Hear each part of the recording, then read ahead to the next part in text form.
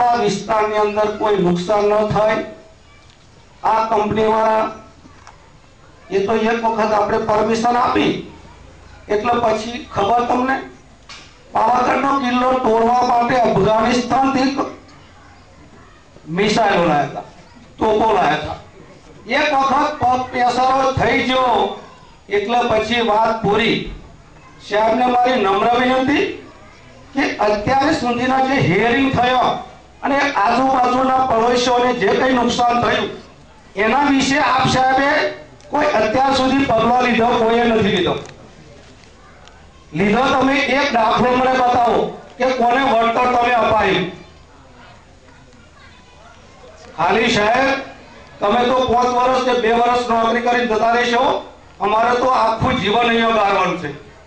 વચ્ચે એક હિયરિંગ થઈ હતું, બાજુના મકાન વાળો બોલ્યો કે ભારત દિવાલની અંદર કલર થઈ ગયો।